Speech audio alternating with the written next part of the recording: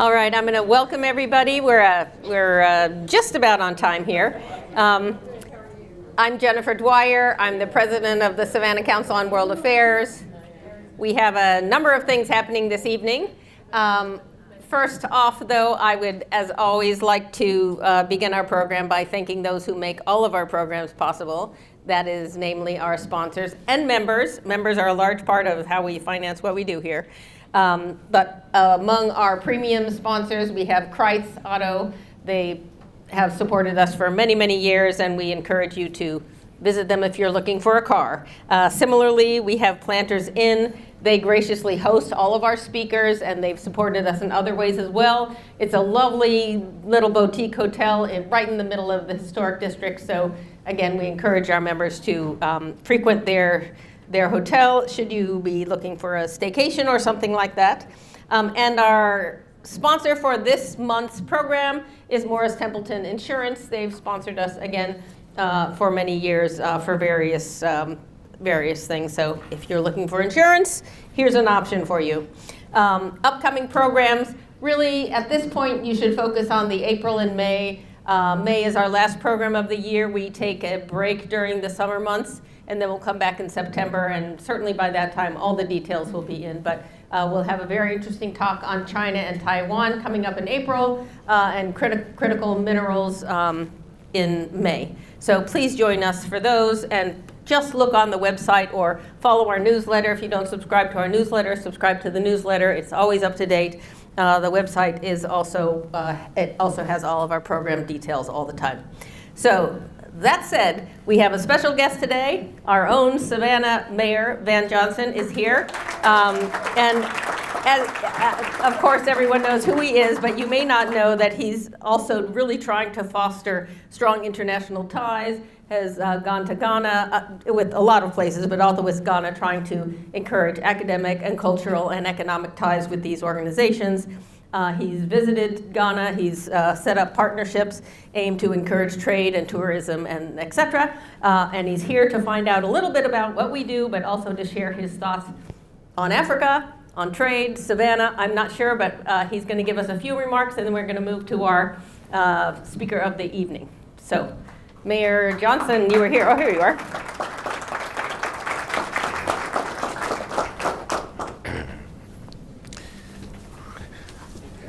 Thank you. Thank you so much, and good evening.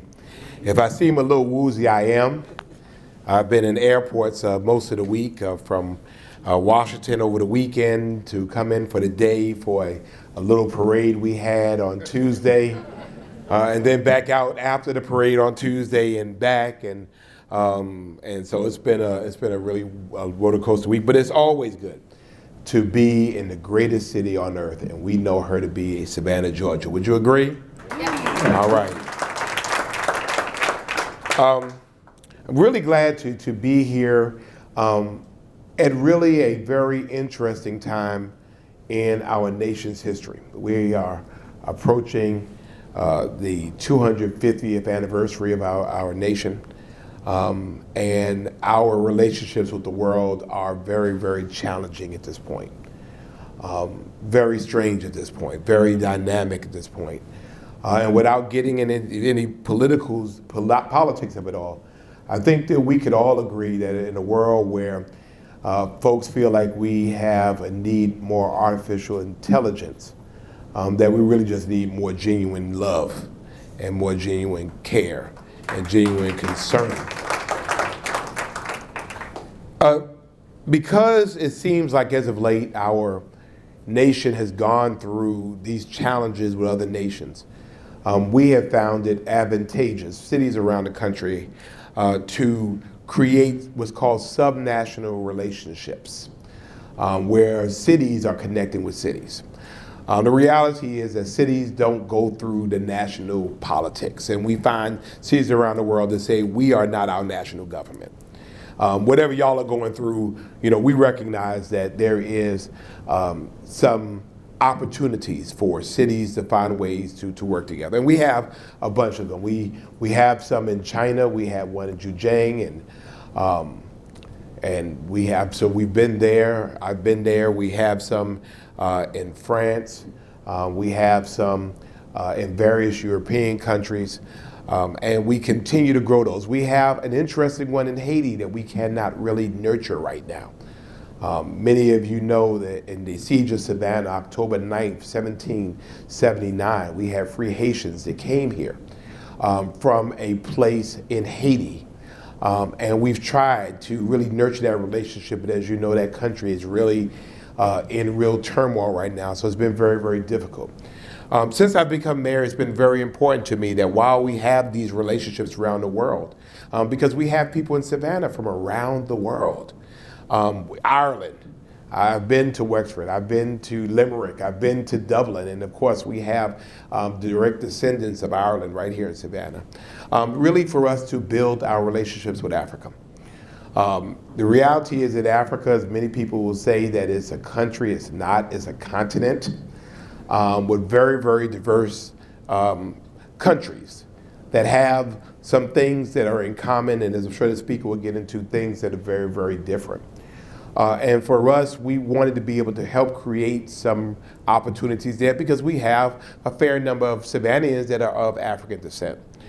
The challenge has been for us, of course, is that, and I'm sure the speaker will get into it, is how their government is structured. Their national government controls their locals. So when the national government changes, all of their local mayors change, all of them.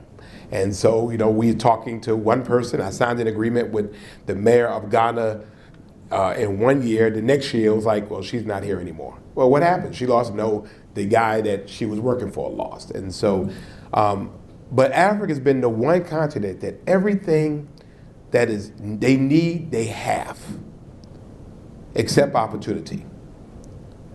And so there are a variety of reasons why that is so, but we wanted to extend Savannah's hand in recognizing that this is not a handout to Africa. This is certainly a handout in friendship, building those opportunities. We know that in the transatlantic slave trade, particularly in areas like Ghana and Nigeria, that when folks left those areas, many of them ended up here. They ended up in Charleston, they ended up in Virginia, they ended up here in Savannah, and it's very difficult to trace, but we know that there is a through line there.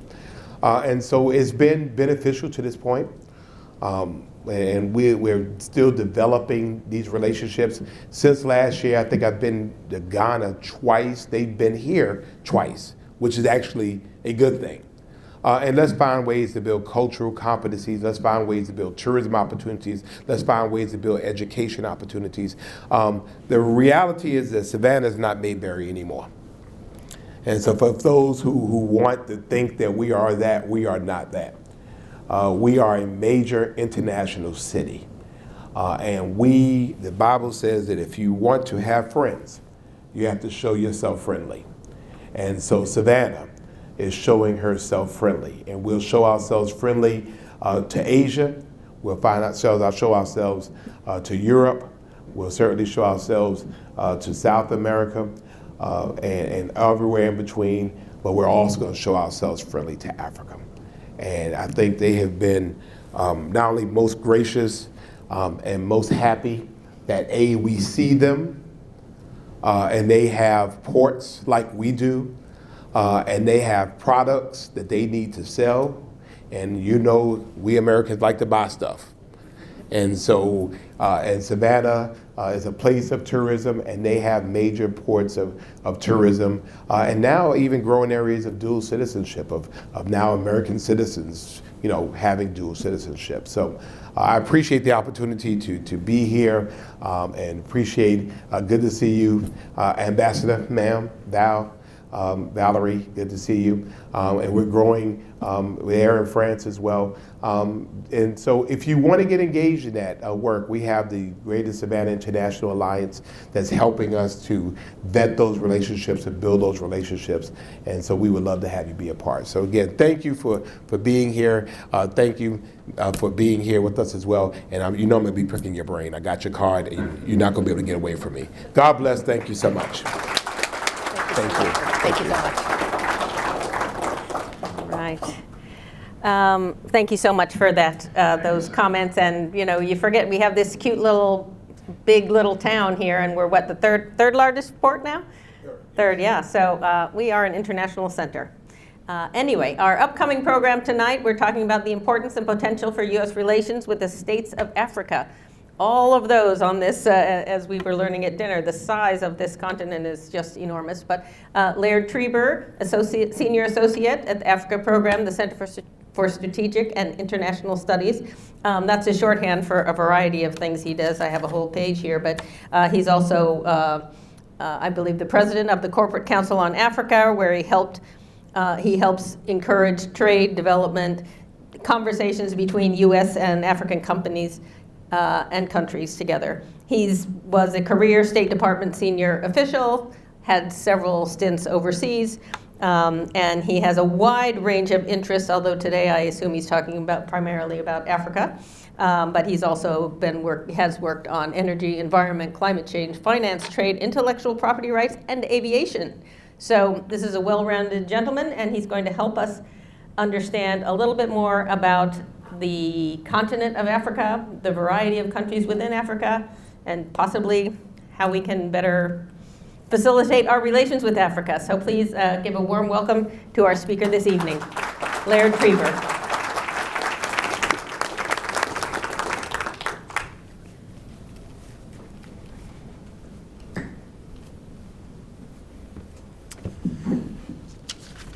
Thank you so much.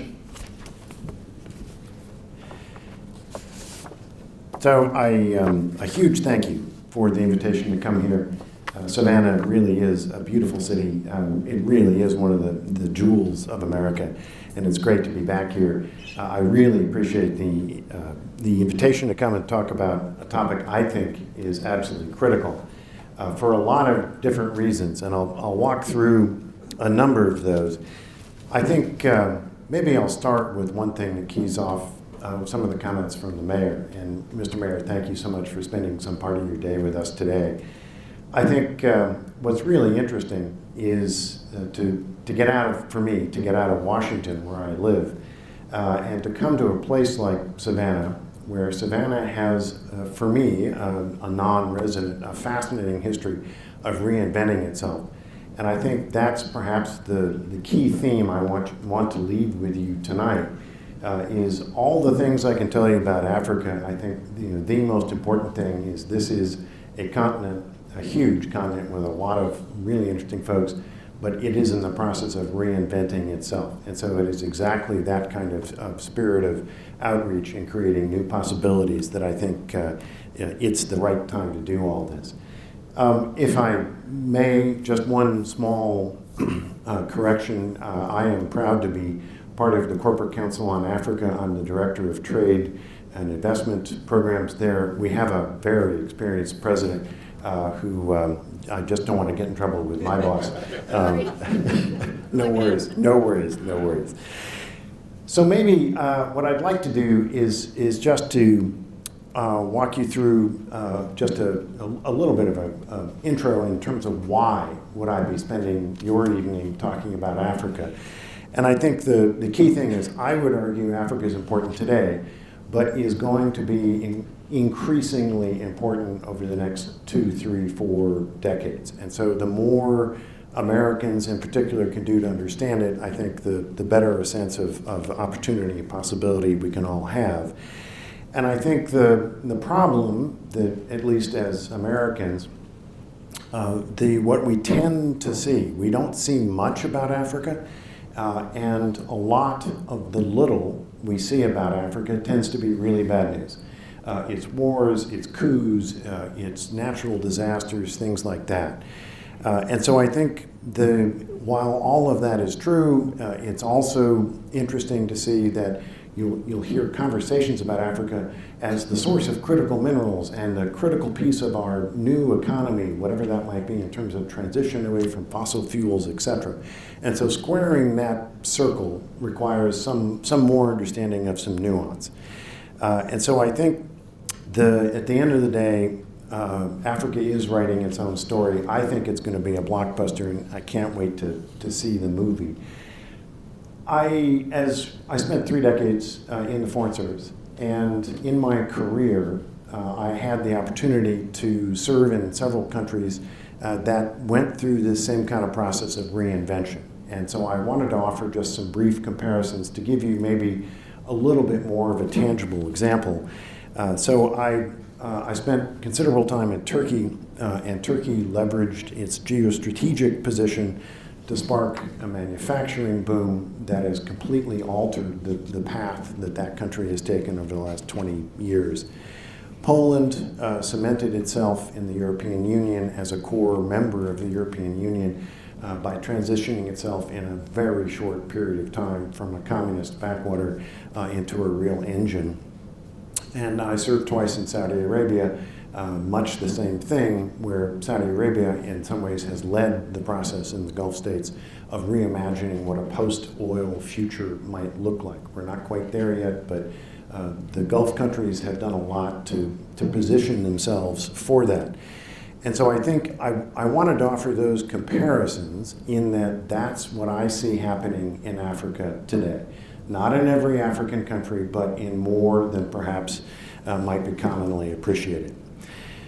So I am clearly optimistic about Africa. I will explain my optimism by first starting with where are we today in Africa, and that isn't quite so optimistic.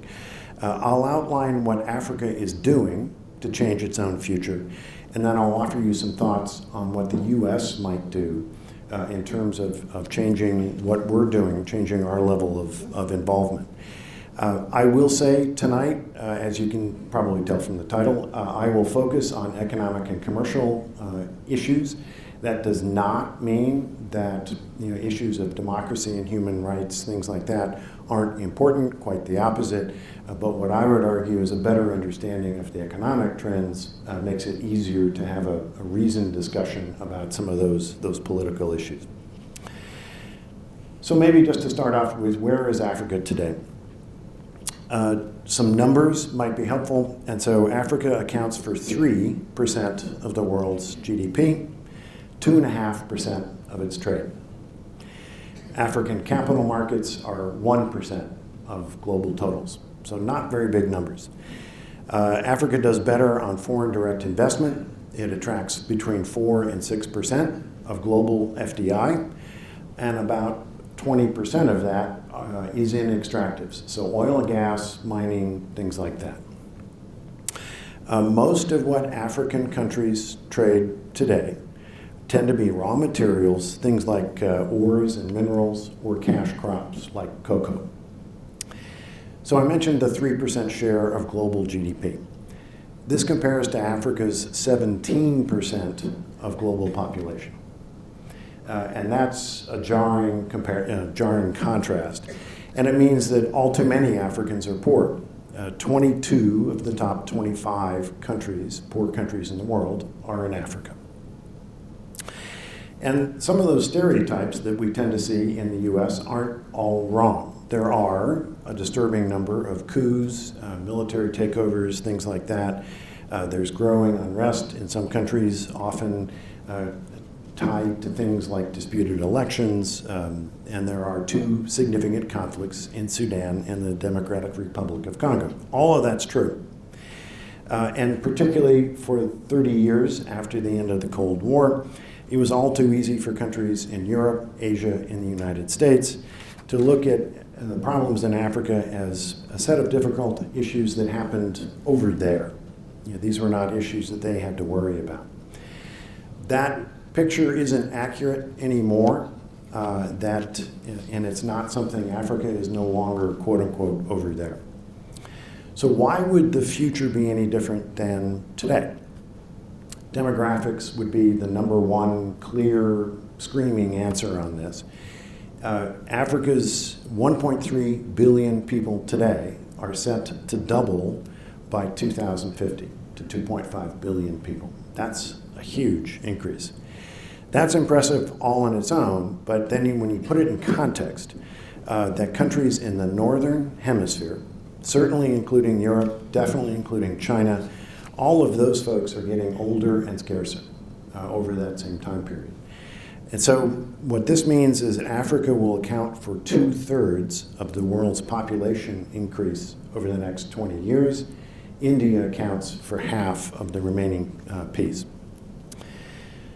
The UN does an amazing population survey every couple of years. The last one in 2024 was made for bracing reading. 63 countries have already hit their peak population. Almost all of them are in the Northern Hemisphere. That includes almost all of Europe. It definitely includes China, etc. 48 countries will hit their peak population between 2025 and 2054. For those countries, that means by 2054, that will be the end of their demographic dividend. And that's basically where you have more people entering the workforce than you have retiring every single year. So what about the rest of the world? For 126 countries, they will continue to grow through 2054, including every country in Africa except for Tunisia. 9 countries in Africa will double in population or 9 countries globally will double in population. 5 of those are in Africa. The net result is by 2054, Africa will have one of the largest workforces globally, as well as an increasingly important share of the global consumer market. One other feature is important to note. Globally, the humans will all be increasingly urban over that period, nowhere more so than in Africa, the fastest urbanizing continent in human history. And African cities face a range of different challenges, completely different from challenges that others in Europe or the US face. So the problem is population does not automatically translate into prosperity. Indeed, African leaders are all too aware that Africans will risk life and limb in small boats, if necessary, to migrate to a better future if they can't find good jobs at home. Africans' demographic trends are driving leaders to find better solutions to avoid some other place benefiting from Africa's demographic dividend. And what that means is that Africa needs to generate 15 million jobs a year just to accommodate new entrants into the workforce.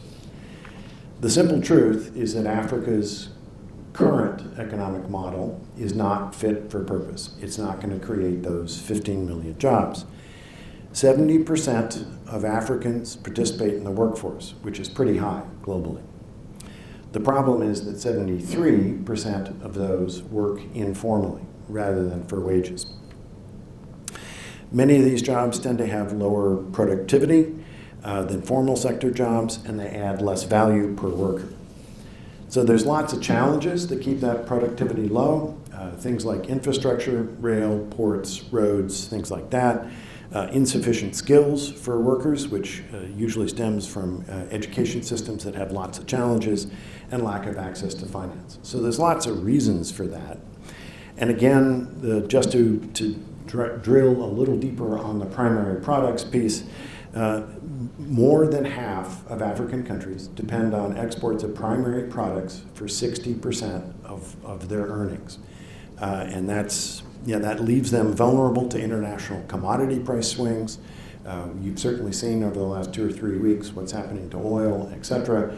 Cocoa has had price collapses over the last couple of years. And so if you're a primary product exporter, you don't really own your economic return. One other key thing to flag, 85% of what Africa trades is with global markets rather than with African countries. Why is that important? Regional integration has been a huge engine of economic growth and job creation for North America, Europe, and Asia. 15%, the obverse, of Africa's trade is with other African countries. This compares to 68% for Europe, 59% for Asia, and 30% for North America.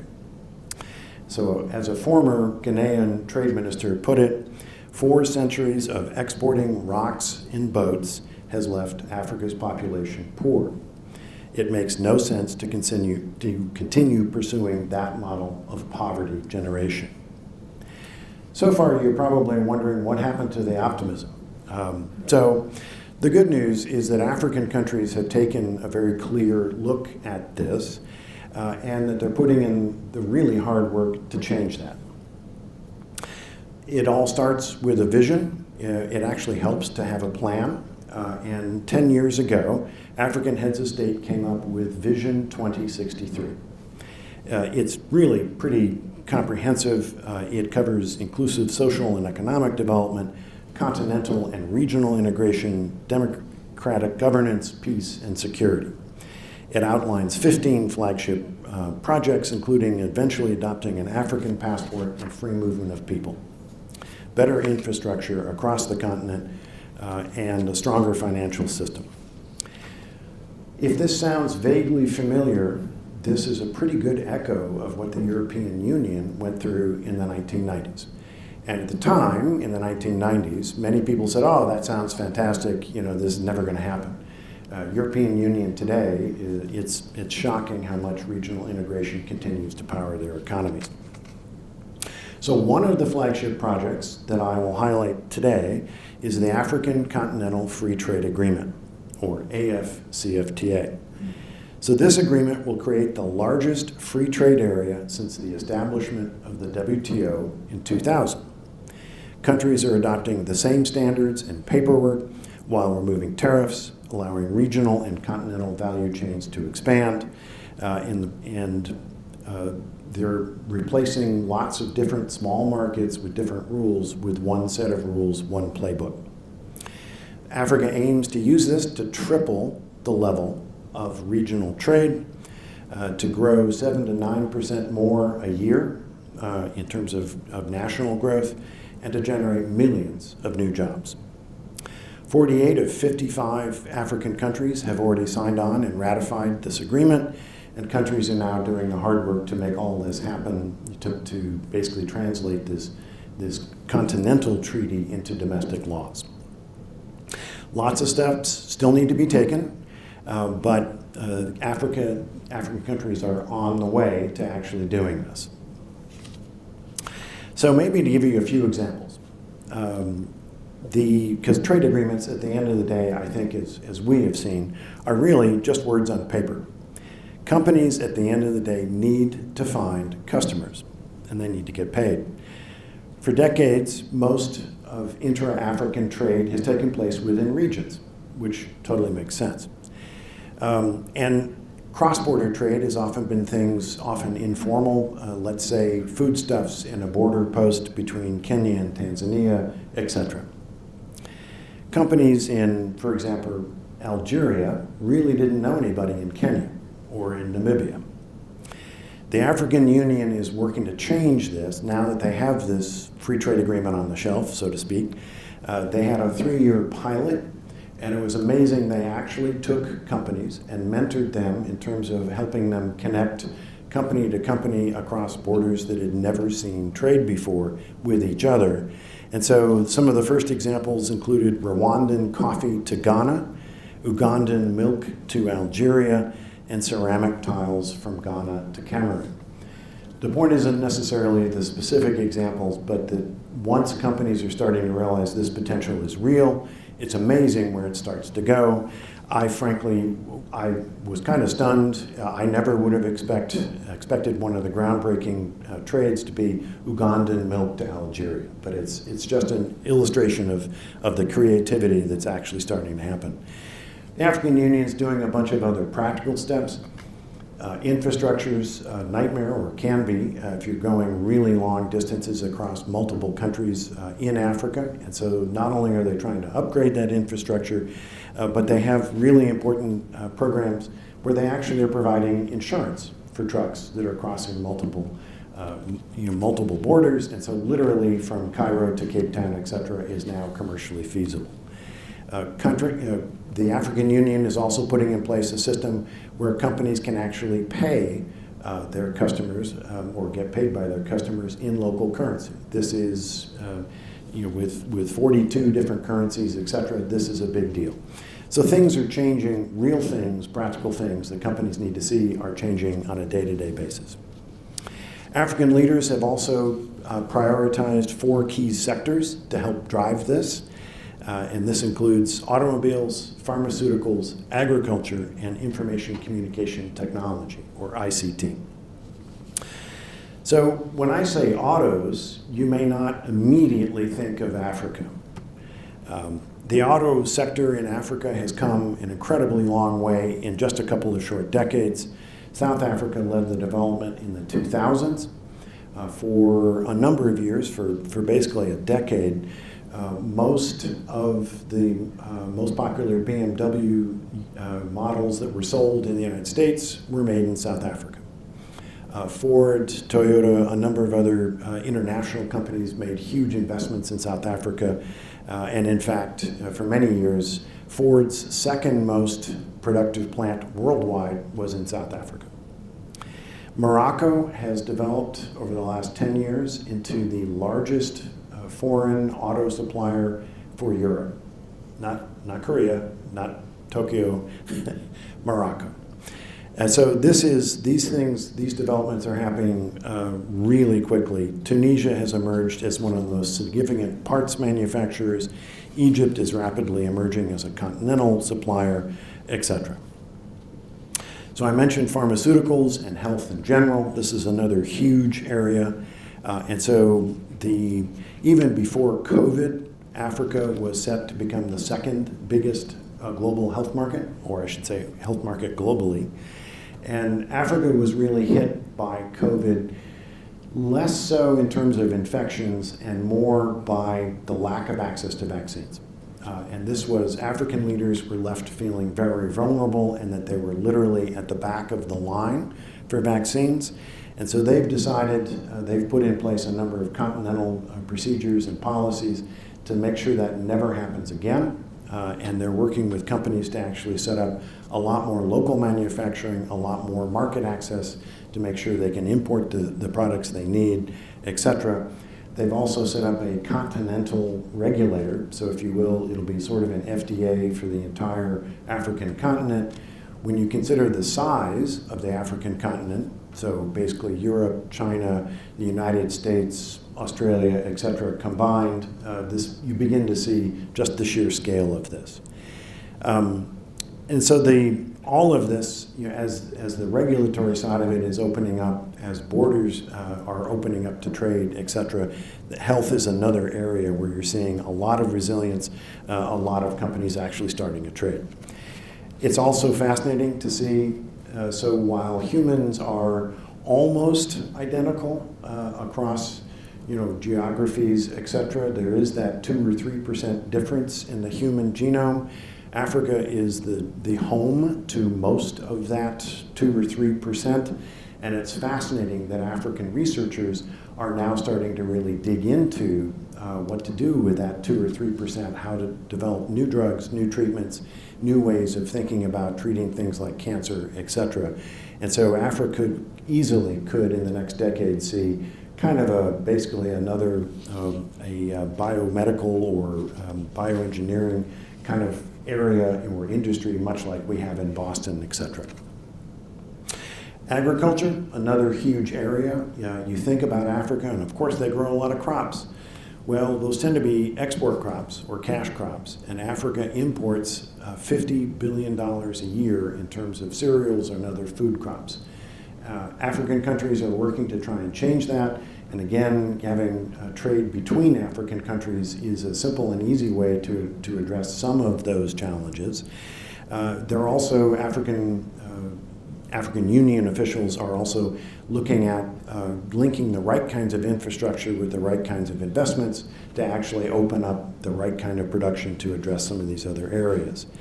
While they're at it, they're also looking to increase processing of food. So for instance, cashews, you can eat a raw cashew, but most of us eat them roasted or salted or etc. So why not do some of that processing in Africa? The same thing with chocolate, etc. So there's lots of other opportunities there.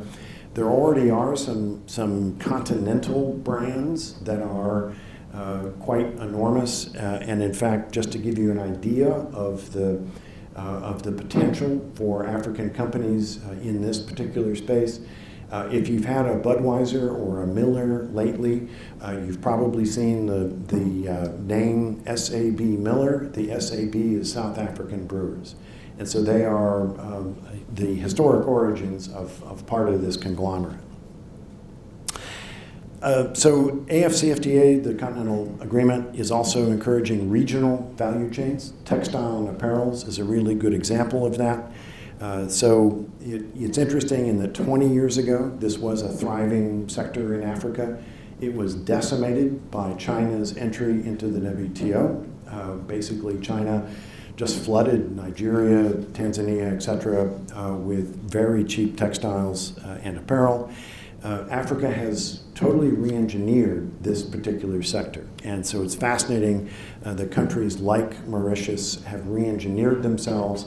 And so they now lead regional value chains, looking at things like importing zippers and sewing from Tanzania, fabric from Madagascar, etc., into products that are then finished in Mauritius. Lesotho is part of regional value chains, etc. You see some of the same in West Africa. This is hundreds of thousands of jobs, typically mainly for women. These are, and they're not just formal jobs, but better paying jobs. So these are the kinds of examples of things that are happening. So I've talked a lot about the trade aspects of the Continental Free Trade Agreement. This agreement will also reshape infrastructure. And this is another huge, as I've mentioned briefly, a bugaboo in the continent. And so one of the strongest legacies of colonialism is the location of ports, as well as factories, things like that, and transportation infrastructure that connects them. Any of you who have tried to fly between neighboring African countries probably are familiar with the unbelievable frustration of, in order to get effectively from Ghana to Nigeria, you may find yourself going through Brussels or Paris. So these are the kinds of things that having greater trade between countries is starting to create the demand. It's starting to actually reshape some of the infrastructure that's on the ground and in the air. There's also a lot of work on strategic corridors. What's that mean? I know that in May you'll have my good friend and colleague Grayson will come to speak about critical minerals. It's nice to have critical minerals, rocks in the ground, but the point is at some point you got to get them out. And so what's a strategic corridor? A strategic corridor is something in this case that links some of these critical minerals from Zambia or from the Democratic Republic of Congo to a road and rail network that then goes to a port in, for instance, in Angola, having mining kickstart the development of this kind of a project. It was a disused Angolan railway that now has a much better commercial case. So kickstarting this means that you actually can suddenly start moving agricultural products. You can start importing fast-moving consumer goods, chemicals, things like that. And so these strategic corridors are a way to completely reshape and rethink how Africa is connected to itself. And there's 8 or 9 of these kind of in different parts of the continent. And so at the end of the day, places in, for instance, Angola, but also in northern Namibia, that had been frankly forgotten or overlooked, small regional areas are suddenly looking at a much more vibrant economic future. Greater economic growth is already changing the calculus on providing healthcare and education for workers, particularly as manufacturing and in services and related sectors to grow. African countries will both need to and be able to pay for better educated workforces. And so this also will probably shift where Africans decide to live and reconfigure some of the urbanization pieces of this. So there are some challenges, there are also some opportunities. A key piece of that is energy. There are today an estimated 600 million Africans lack access to energy, and by energy I mean electricity. 800 million lack access to clean cooking. That is to say, not animal dung or wood, things like that. And so on the electricity side of it, when I say lack of access to electricity, I mean for a light bulb, not for a fridge and 2 or 3 computers. So this is a huge, Africa has been at work in terms of filling this gap for the last decade or so. They have cut the number in half, which is great, but there's still a lot of folks where they need a lot more electricity, as soon as possible. The national grids were designed for much smaller countries, in decades past, and so this is a huge issue that Africa needs to address. It's also a huge opportunity, and so this is the great thing that Africa is bringing on an amazing array of new generation of all different kinds, so wind, solar, natural gas, etc. There are also, particularly in South Africa as well as West Africa, countries like Senegal are also coping with the transition away from dependence on coal. So as part of this, Africa is developing a lot of innovative solutions on things like energy efficiency. They will also shape a lot of the development of next generation nuclear technology, especially for small modular reactors, in that there are factories or smelters, things like that need power and have an economic case, and so they will actually shape what those economic solutions look like in terms of, for instance, SMRs. On information communication technology, it's the continent that is developing most rapidly, or I should say innovating most rapidly on ICT is Africa. And you see this in a variety of areas. Basically, 20 years ago, Africa lagged everybody else in terms of access to mobile phones, access to the internet, etc. Cell phones really started to take off as the prices started to come down.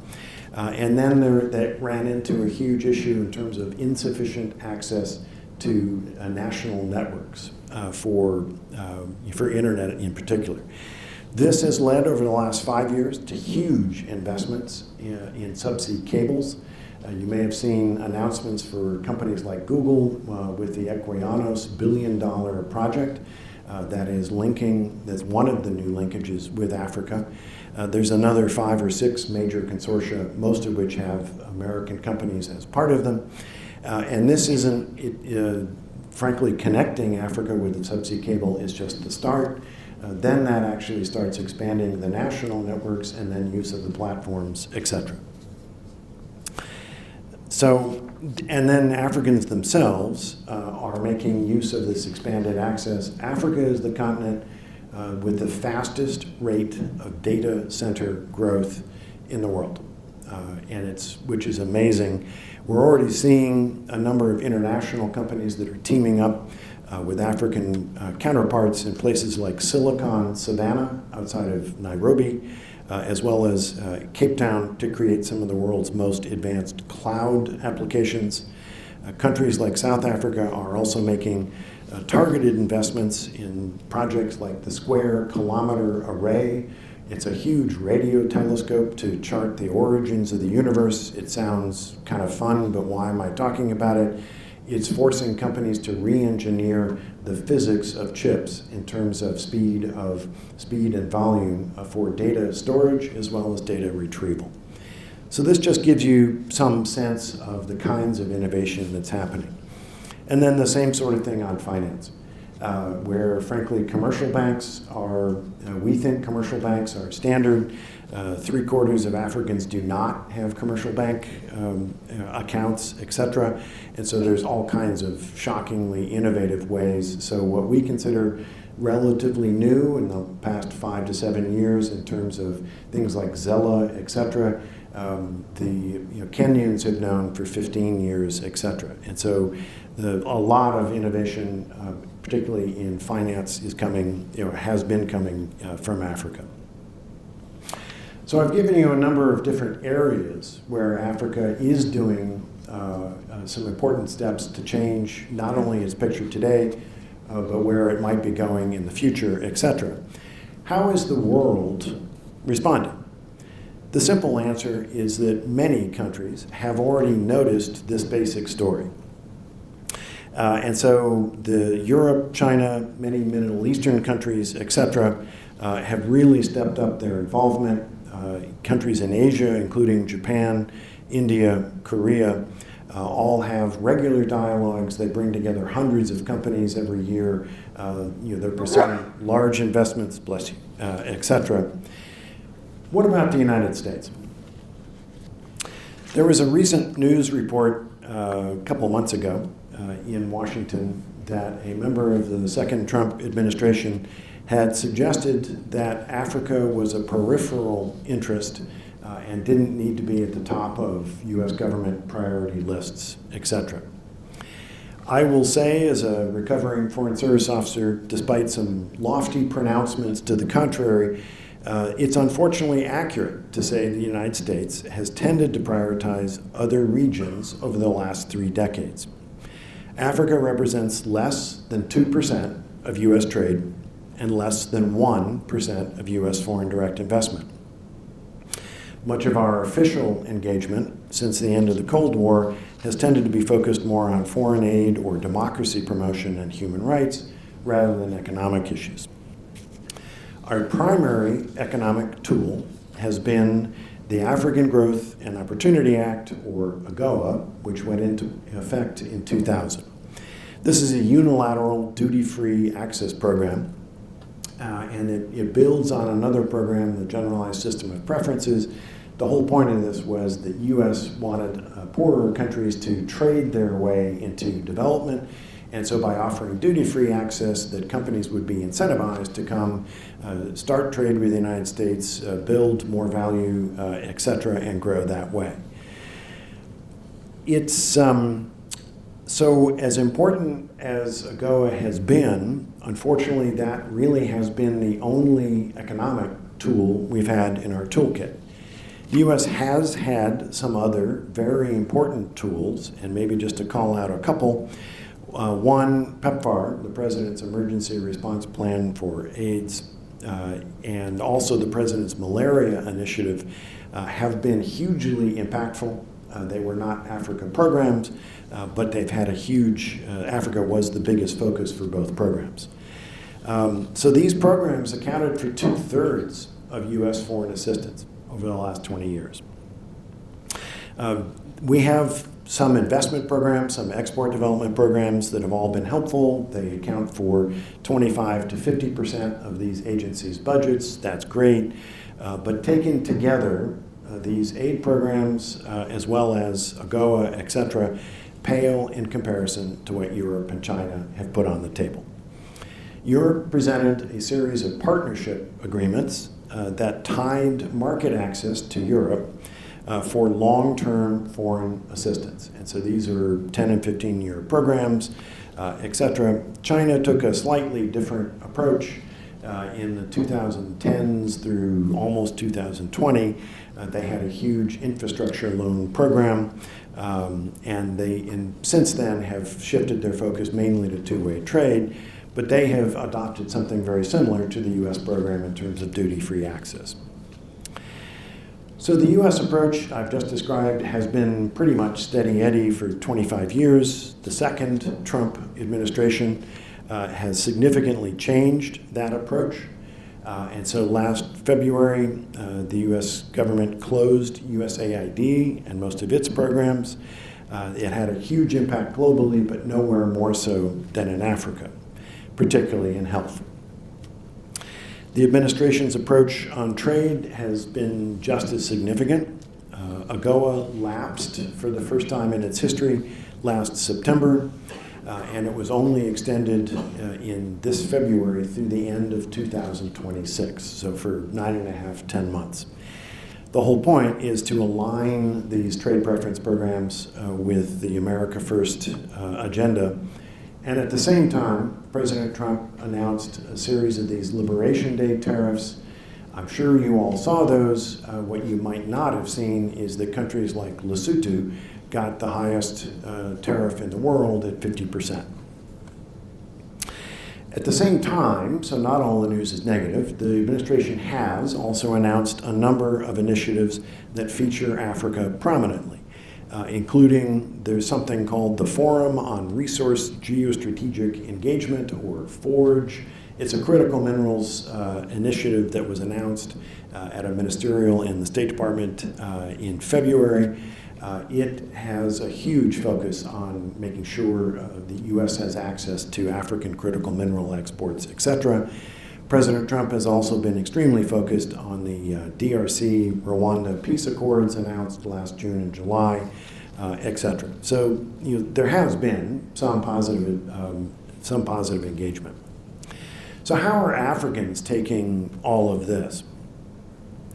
So I think, frankly, it's probably fair to say that most Africans, having put together their vision, their 50-year plan, having put together all the hard work on doing things like implementing a continental free trade agreement with some long-thinking sectoral plans, they were probably looking for maybe some more thoughtful reflections and approaches, like the ones they've seen from Europeans and other partners.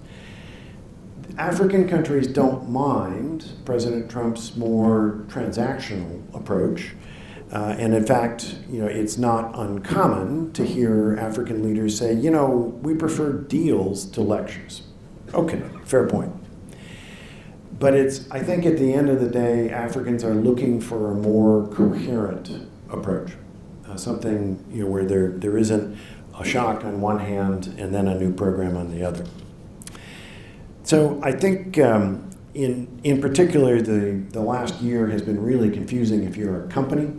Literally, you didn't know what your tariff rate was if you were importing from Africa, et cetera. And there really isn't a very long-term vision in terms of what kind of economic agreement, what kind of bilateral agreement might replace the current set of arrangements, what will happen to AGOA, et cetera. So all of that seems to be very much up for discussion. It seems to be unclear. And as a result, companies are starting to look at, should they start hedging? Should they start looking at other markets? In all of this, it's important to also flag the suddenness of the cuts to the foreign assistance programs. While the lack of notice was jarring for African countries, a lot of them had been talking for years about the need to wean themselves away from dependence on, frankly, anyone. And a lot of this grew out of COVID as well. And so I think the move away from assistance isn't necessarily bad. It's just the way it was done, including the abruptness, that was probably damaging. On health, I actually think over the long term, these sudden changes will actually help impel Africa to develop a commercially sustainable health sector. So this leaves us a little bit with what should the U.S. be doing now. So I have perhaps not so implicitly criticized the current approach, et cetera. So where should we be going? I would argue that the U.S. is missing an opportunity in terms of particularly on trade and investment. And so I think as the sectors I mentioned, those are all sectors that are core to American prosperity. They're sectors where American companies do quite well. A lot of employment in those sectors as well. And so it's clear that greater engagement between U.S. and Africa should be beneficial to both sides. And frankly, given the innovation that so many African companies are already pushing, given the scale and the needs of some of the challenges that Africa has, greater American involvement would actually help keep U.S. companies sharper and kind of at the edge of the competitive frontier. So I think it would be very helpful if the Trump administration would actually put forward a clearer vision of where it would like to go with Africa, whether that's a series of trade deals, whether that's something more comprehensive, et cetera. And it would be helpful to articulate how some of these sectoral programs also work in with that. And so could there be some kind of a broader trade agreement or trade and investment agreement, a package between the U.S. and Africa? I think there could be. And typically trade agreements talk about market access. The AGOA program very much covers that on the US side. You could come up with something similar on the African side. There are some issues that the US would like to see addressed, and that's anything like digital trade, intellectual property rights, some agricultural trade issues, etc. So I think you could come up with something in relatively short order that would put a much more coherent framework around all this. I would also suggest it would help if the US government would make more money from the Development Finance Corporation and the Exim Bank available to support specific company investments and projects. That actually would really help get deals moving. The administration's already talking about doing some of that for critical minerals. I think accelerating that makes sense, and then broadening it to other sectors would be good, including in things like strategic corridors, etc. And then connecting companies. At the end of the day, governments can do a lot, but really you need to connect companies with each other for actual deals to happen. So I think while there's a huge focus, of course, on governments, I think both US and African companies are unlikely to realize their full potential over the long term if they just wait for the governments to solve their problems. To be more precise, I think it would be helpful for African governments to work with their companies as well as with US companies to develop more opportunities. And so AFCFTA itself provides an ever-increasing level of certainty and predictability. Countries like South Africa, Kenya, and Ghana are well known enough for US companies to register as African companies, opening a full range of benefits for American firms, etc. The upside potential is huge. 5 to 7% of Africa's trade is with the US, compared to 26% with the EU and 20% with China. Current US-Africa trade in goods is around $50 billion. This is half of our 2008 historic high, and roughly a quarter of China's trade. It wouldn't be crazy to look to quadruple that level of bilateral goods trade over the coming decade. Expanding that trade will require, it'll take more firms than we currently have deployed. There are something like maybe 1,500 to 2,000 US firms based in Africa. This compares to between 5,000 and 10,000 European firms. And I think the other long-term issue is the real magic isn't just trade, it's actually investment. Africa needs something like $172 billion a year just in infrastructure, another $40 to $50 billion in health and agriculture, and those numbers sound like they're really big. However, the US stock of foreign direct investment is $6 trillion. So investing something like $100 billion a year really is just a rounding error if you look at that broader total. And that's the kind of level that would begin to change the long-term trajectory. So I've already mentioned some of the investments that are in areas like Google, et cetera. There's a number of American companies that have actually taken investments in Africa and are now deploying those to the United States. There's an amazing tech company that has actually brought electronic health services to North Carolina, et cetera. So these kinds of programs are actually already happening today. So, and I would conclude with a couple of thoughts, just that Africa may still sound like it's very far away. It's amazing to think that Savannah is the #3 most active container port in the US. It is already an increasingly important source for South African citrus exports.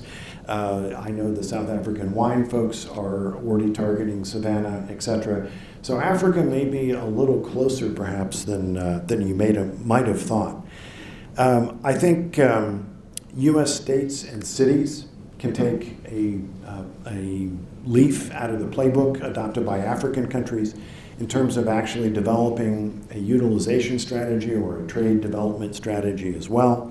in terms of what kind of sectors to target, what kind of countries to target. It sounds like your mayor is a long way down that road, but those are the kinds of proactive steps that I think would bear a lot of fruit. And I would just flag in closing that I've talked about trade and investment, but there's huge opportunity beyond just companies. Collaboration between universities is also a huge area of opportunity. They tend to do better on things like hard sciences, but lack an understanding or an aptitude to commercialize them, which is a key specialty of many Americans. There's a number of things like research in animal husbandry, in materials, in ICT kinds of areas, et cetera. Lots of areas for collaboration there. And that's without touching anything like greater cooperation between cities or climate change, et cetera, or tourism. And so thank you very much for your attention. Thank you for listening to the case. And I hope I've convinced at least a few of you that maybe you should be optimistic about Africa. I'd welcome your questions.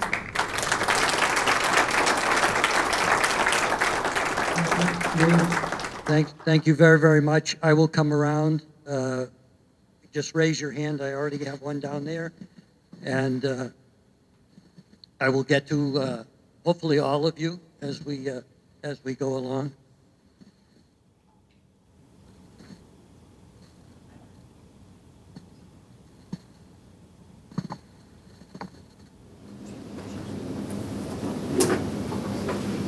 How big a problem is debt to the World Bank, IMF, to China? Is this insurmountable? How bad is it? Great question. So in some ways, it's a little bit like, so asking a banker or someone from the World Bank or IMF, it's a little like going to your doctor. So 3 years ago, the annual physical result was, oh my God, we're going to have 20 African countries that are about to default. This is going to be another huge 1970s, 1980s. That crisis didn't happen 3 years ago or 2 years ago or last year. Instead, African countries have step by step, they're getting themselves out of it. And so I think this is, so far, the dog that has not barked. They are still, if you will, their financial cholesterol is still a little too high. They need to continue, keeping that right kind of path. I think two components are important, if you will, kind of like the good cholesterol and the bad cholesterol. The one problem is we tend to think that all debt is sort of the same.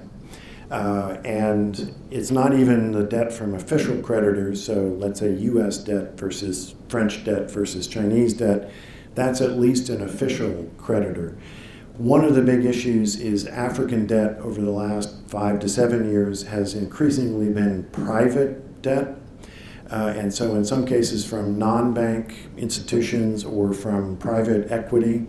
And so the issue here is they haven't necessarily signed up to the same rules that if you think back to the 80s, 90s, even 2000s when there were debt issues, there was the Paris Club and the London Club where everybody already knew they had kind of signed on to what the rules were, where if poor old Zambia was about to default, you knew what to do, you knew what kind of support they would get, you knew how to work them out of it.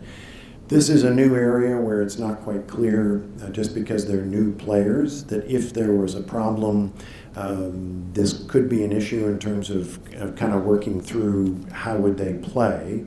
And then the other piece is, I think, while China debt was a huge issue, let's say 10 years ago, China has stopped, they still lend, but less and less and less every year.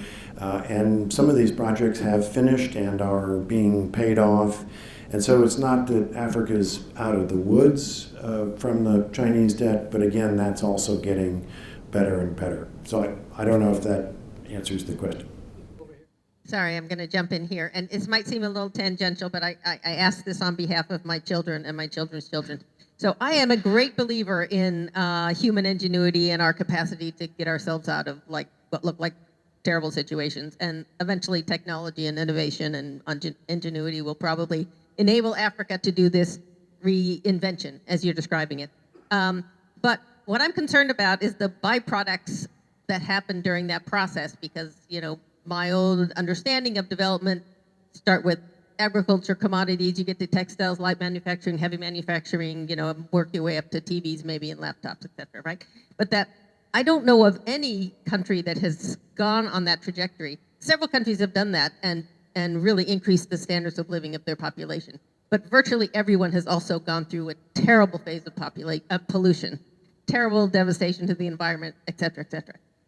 You know, when that happened to the UK, one little island. But when it happens to Africa, which, as you've pointed out, is massive, when it includes that number of people, a lot more pollution at essentially the same time, because you talked about the demographics before, right? It's sort of all happening at the same time.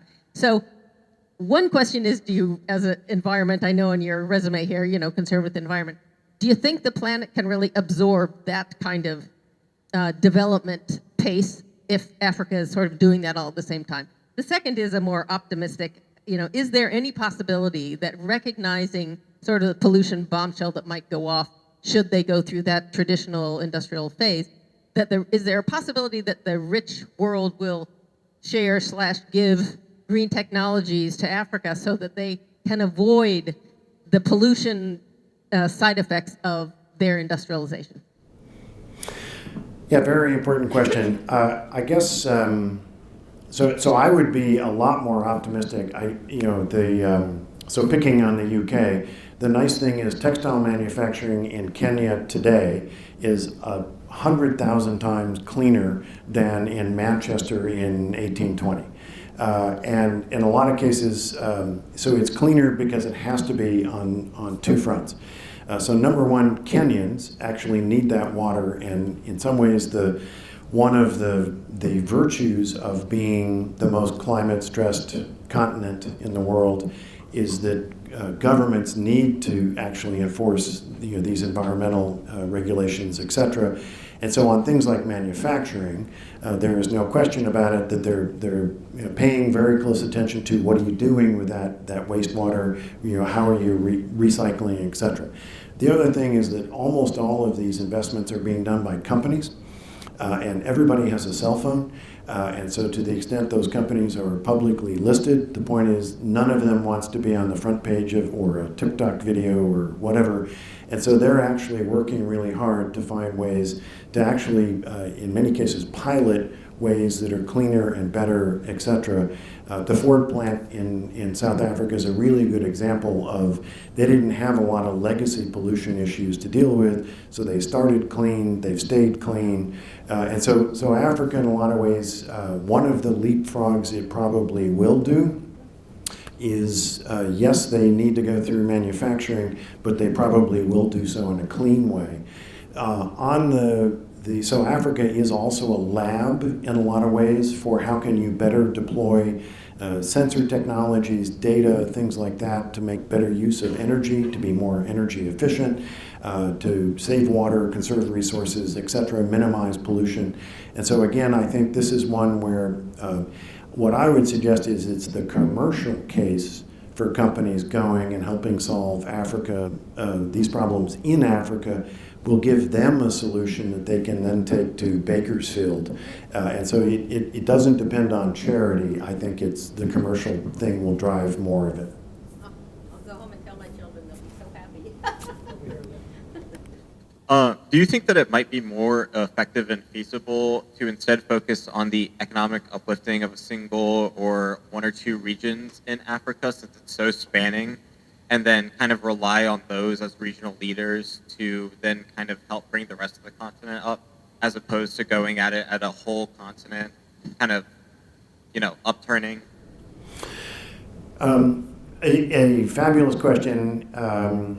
So this is always the issue for an economic planner, and it's really hard to be everywhere all the time at once, if you will, in terms of promoting economic or commercial development, et cetera. The flip side is, how do you actually tell West Africa, sorry, we're going to go with East Africa first?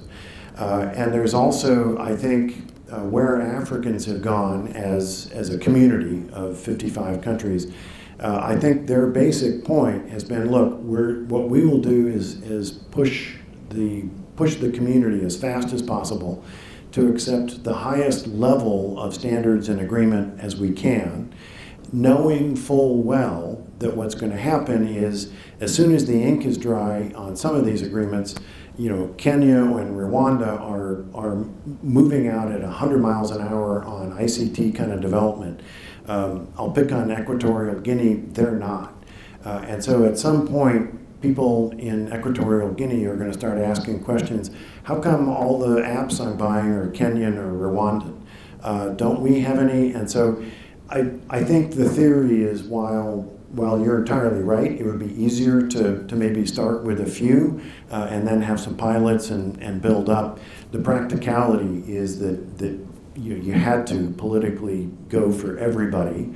But I think there may be some, shall we say, a race to potential may actually end up achieving the same goal. Oh, you're right, Lynn?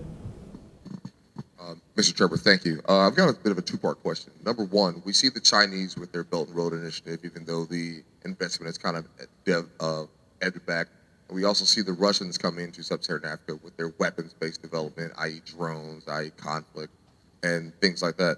Is the United States going to be in a position to take advantage of what is going on, both with the Chinese reduction and the Russian, let's say, bad press about what's going on with the development of drones and the things in their conflict in the Ukraine? And the second question is the ICT and your mention of the skyrocketing rate of the population that's going on in Africa. Is the U.S. set up for the private sector investment of development of ICT, or is this going to be a state-based initiative? Yeah, two really good questions. My strong suspicion, my strong expectation on the second question is that it'll be companies that are driving the ICT, in part because Africa was a little late to mobile phones, but when they got to mobile phones, it was African companies. And so you now have companies like MTN that are multi-billion-dollar companies. They don't need any help. And there's Safaricom and et cetera. There's a dozen of these multi-hundred-billion-dollar companies that have really kind of secured their the mobile phone space. They're now moving rapidly into large parts of the ICT space. The number of so kind of like everybody in Hollywood's an actor, everybody in Nairobi's a developer of something, and they have like 3 companies, and it's just stunning kind of how fast they're moving on things. And so I think that there's no way that the state will be able to catch up. And so I think in some ways on questions like data centers, how to figure out, so there's a lot of space in Africa right now, so it's not an issue today. No one's talking about putting data centers in backyards of cities today, but at some point things like access to water and electricity, et cetera, may be an issue where the state needs to think it through.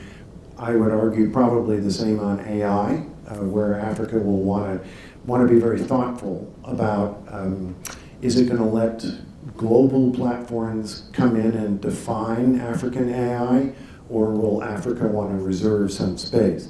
But I think for the rest of it, it'll be private sector led, because that the horse is out of the barn.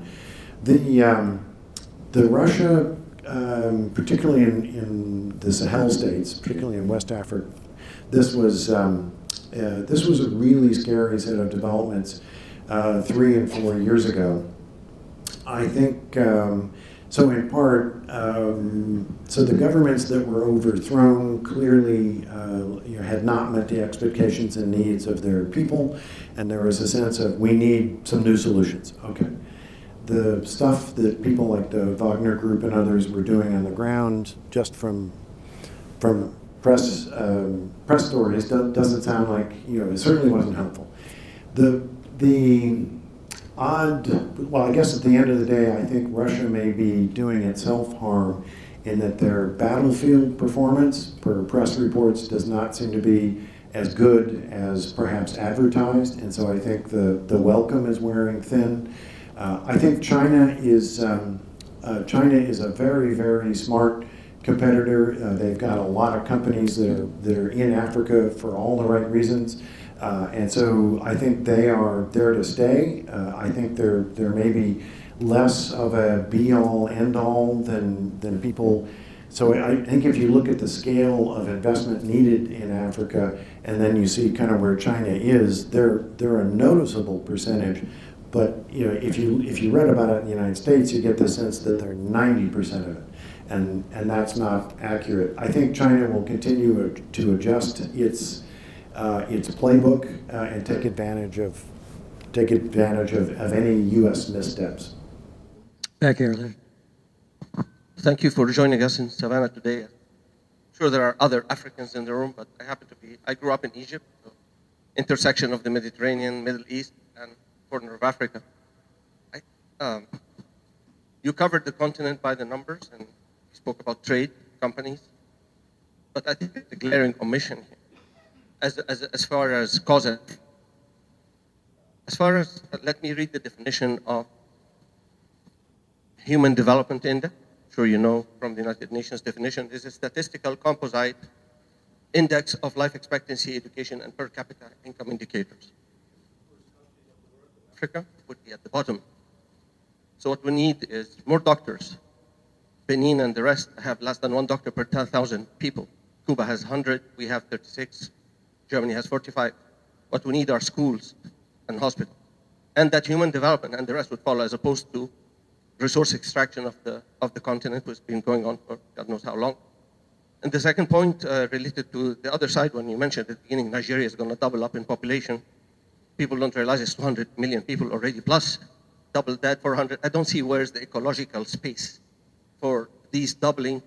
And the content is, as a student in the corner, he always attends, is the regions, as you know, North Africa, South Africa, in between, and West Africa, etc. And then final question is actually, so I need your thoughts on the HDI. Where do you think, how can we improve the HDI index for these poor countries? And the second is the war in Sudan, which is just south of Egypt. Every major player is playing there, and now, of course, it's forgotten relative to the half a dozen other conflicts that got our attention lately. And thank you for coming to Savannah. Well, great. So A couple of hours there. So on the Human Development Index, I completely share the sentiment. I mean, there is, and I guess maybe to put it in a different way, it's certainly important as a human to see other humans, reach their full potential. I think just from a cold, calculating economic sense, a better educated, a healthier worker, etc., is also, it's a really good argument for countries to invest more, just as a way of frankly getting a better economic return. I mean, poor health is a national security or national economic challenge as much as anything else. The challenge of, I think, as we saw in COVID, this is a huge issue, has been a perennially big issue for Africa in terms of how do you carve out the money you need for health and education and infrastructure, etc. And so I think this is certainly talk to any finance minister, and really they go to sleep at night with somebody has their hand out all the time with I need another 30% of my budget, etc. I think. End of the day, my view is Africa needs a refresh of some of that thinking. It can't all come from government financing. If you have so many needs that are so persistent, I mean, none of those needs are going to go away anytime soon. And so finding other ways for private sector to actually be more part of the solution, I would argue, is probably maybe bring in some more allies, bring in some more tools to get a better result. 40 to 80% of African health is already paid for by the private sector, and by that I mean patients out of their own pocket. And so in some ways, just kind of rethinking through what the actual reality is. It's harder on things like education, but I think if you have more jobs, let's say in manufacturing or ICT, you start to see, well, now wait a minute, I actually need to get a high school degree or a college degree or engineering or something because there's a job, at the Microsoft or Amazon cloud plant or whatever, and so that may start to change some of the calculus. It's not an instant solution. I completely take your point, etc. I will maybe just briefly on Sudan. That was one of the things I referenced way up top. So both Sudan and then of course between DRC and Rwanda, two huge issues that are frankly overlooked in Washington and deserve more attention. All right, I'm sure we have many more questions, but we have a very firm 9 p.m. out of the building deadline here. So as usual, I will thank you for coming. Also, I want to remind those of you who don't get the newsletter or don't check out the website that we are currently registering for our second Great Decisions discussion group that's taking place at the Learning Center starting April 1st with our own board member, Todd Gergen, who's here somewhere. I will leave it at that. Thank you so much. Many questions about that very large continent with all those many people. So we hope to see you next month for our talk on China and Taiwan, which obviously will be very interesting as well. And if the president goes to China at the end of this month or the beginning of next month, I'm a little bit skeptical given everything else that's going on that will come off. But then you'll get a very incisive analysis of whatever happens in Beijing. All right. Thank you again to our speaker. Very excellent. Appreciated your coming. Very interesting thoughts. Thank you so much for coming.